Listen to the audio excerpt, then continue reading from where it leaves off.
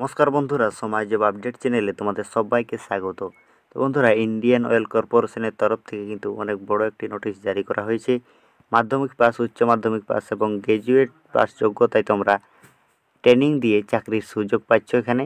তো এখানে বিজ্ঞপ্তিতে কী কী বলা হয়েছে সমস্ত কিছু আজকে এই ভিডিওতে আলোচনা করব। অবশ্যই ভিডিওটি স্কিপ না করে শেষ পর্যন্ত দেখবে।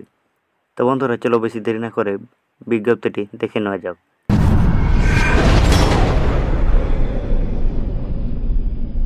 এখানে দেওয়া রয়েছে ইন্ডিয়ান অয়েলে 450 তরুণীকে অ্যাপ্রেন্টিসশিপ ট্রেনিং দিয়ে নিয়োগ করানো হবে।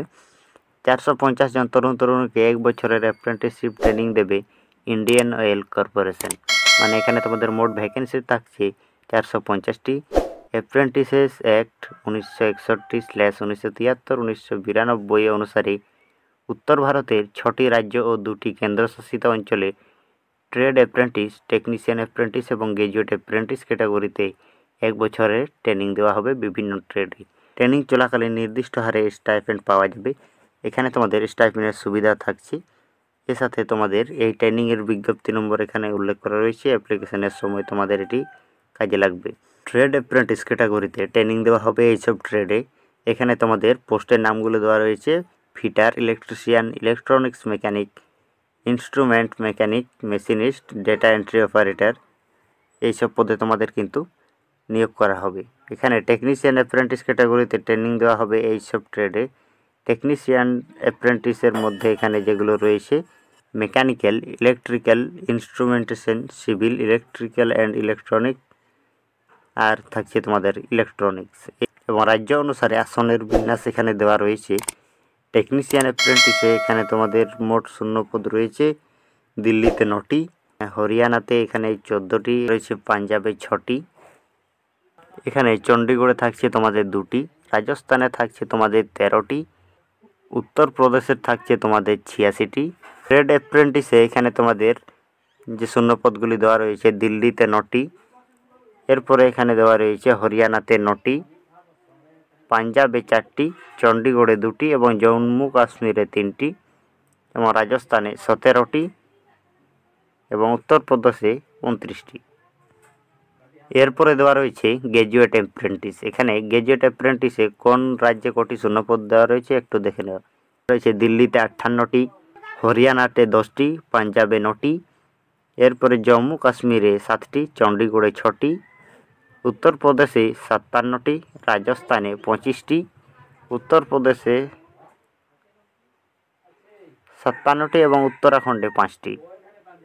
এরপরে trade apprentice data entry operator পদে এখানে তোমাদের দিল্লিতে 6টি, পাঞ্জাবে 4টি, চণ্ডীগড়ে 2টি, জম্মু কাশ্মীরে 1টি, রাজস্থানে 9টি, এরপরে উত্তরপ্রদেশে 19টি এবং উত্তরাখণ্ডে তোমাদের থাকছে 1টি।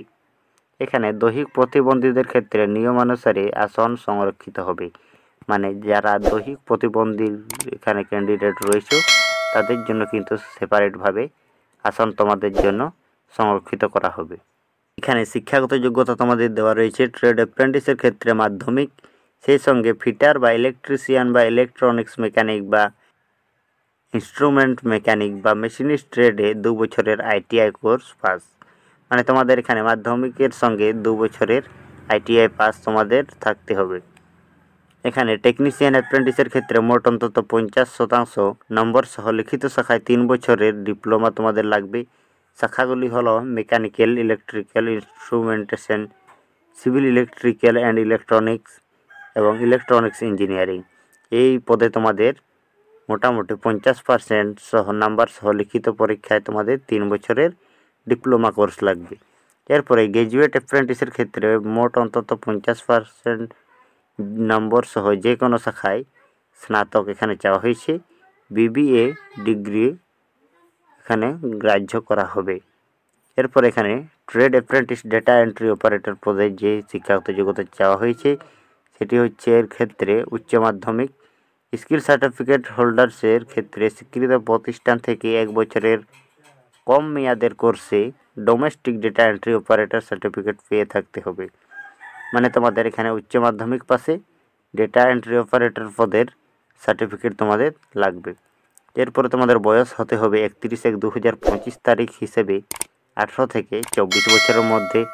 এখানে বলা হয়েছে 31/1/2025 হিসেবে তোমাদের বয়স যেমন 18 থেকে 24 বছরের মধ্যে হয়।